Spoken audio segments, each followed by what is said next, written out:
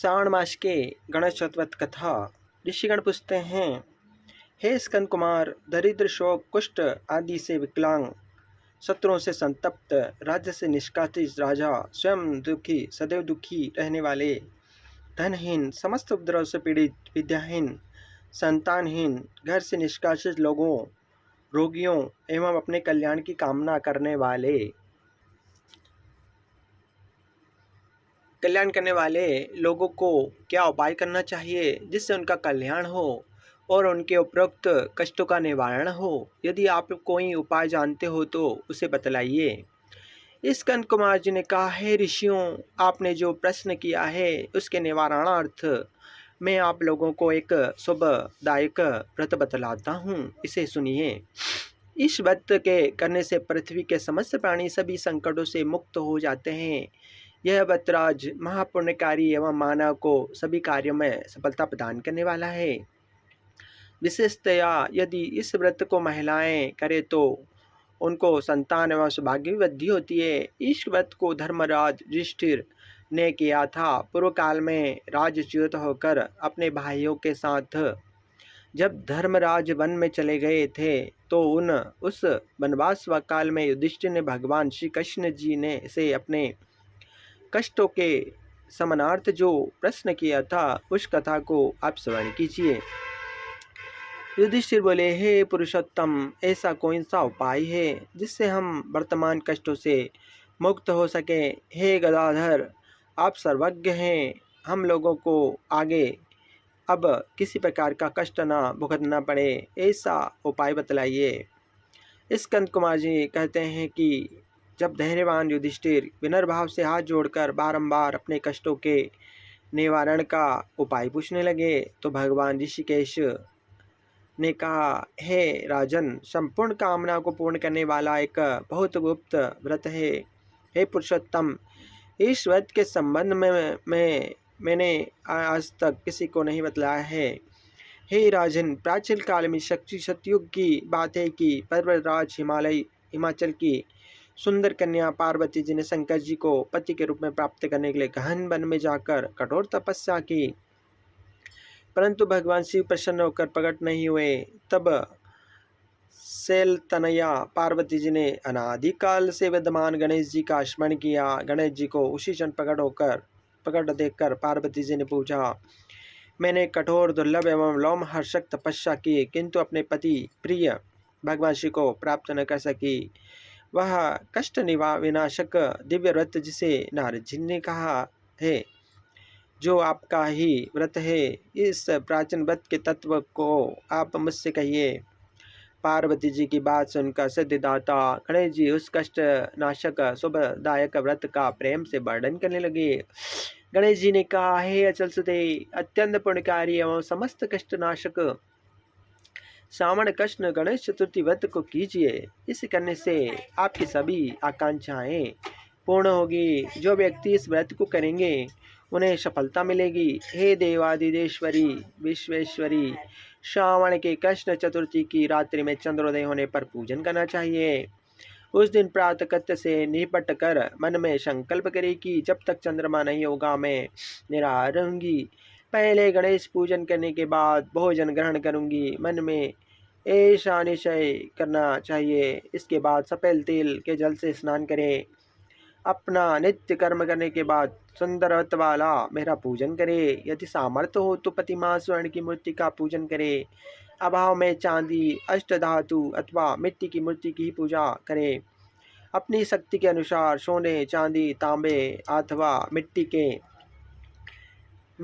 के कलश में जल भरकर उस पर गणेश जी की प्रतिमा स्थापित करे। मूर्ति कलश पर अक्षांसन करके अष्टदल कमल की आकृति बनावे और उसी मूर्ति की स्थापना करे। तत्पश्चात षोडोपचार विधि से भक्ति पूर्वक पूजन करे। मूर्ति का ध्यान निम्न प्रकार से करे, हे लंबोदर, हे लंबोदर, चार भुजा वाले, तीन नेत्र वाले, लाल रंग वाले, हे नीलवर्ण वाले, शोभा के भंडार, प्रसन्न मुख वाले गणेश जी, मैं आपका ध्यान करती हूँ। हे गजानन, मैं आपका आह्वान करती हूँ। हे विघ्नराज, आपको प्रणाम करती हूँ।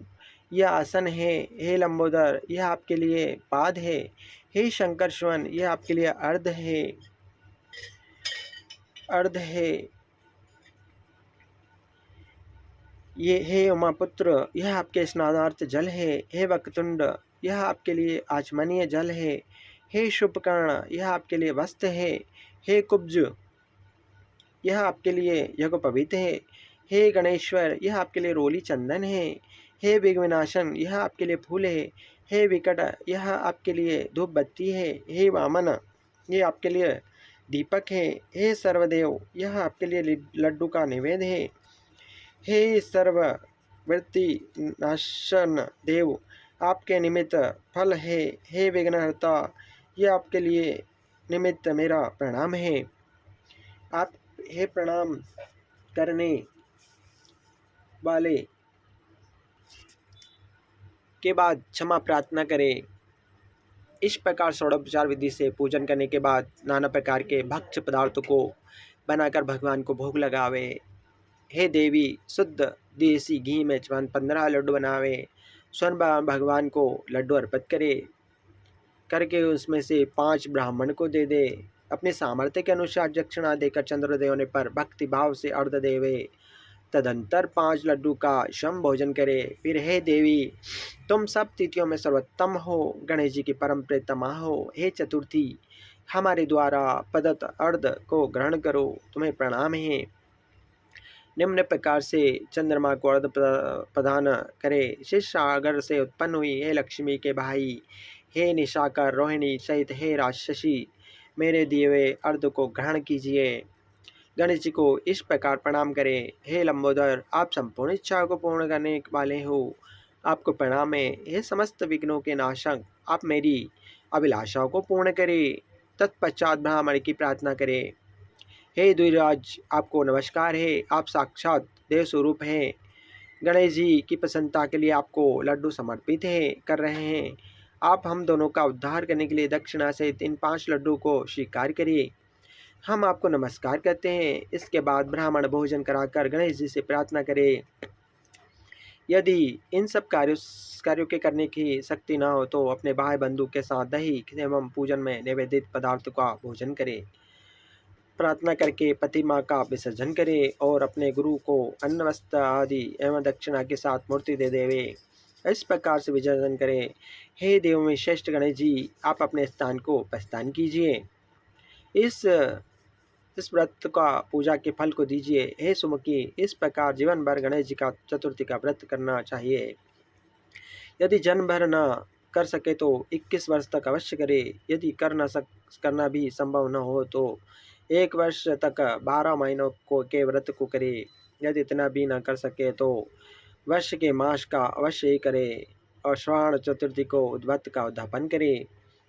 पार्वती जी ने श्री गणेश जी द्वारा बताए गए व्रत का विधि विधान के साथ बड़ी श्रद्धा के साथ वर्ष भर व्रत किया। इससे उन्हें पति के रूप में शंकर जी प्राप्त हुए। हे राजन, यह व्रत संकट हरता है। इस व्रत को श्री युधिष्ठिर ने श्री कृष्ण जी के कहने से किया था, जिससे उन्हें अखंड चक्रवर्ती राज्य प्राप्त हुआ। यह धर्म अर्थ काम मोक्ष को देने वाला है। जो इस व्रत को करता है उसकी समस्त कामनाएं पूर्ण होकर वह अत्यंत सुख भोगता है। बोलो गणपति महाराज की जय। ओम कर्पूर गौरवम करुणावतारम संसार सारम भुजगेन्द्रहारम सदा वसंतम हृदयारविंदे भवम भवानी सहितं नमामि। जय हो।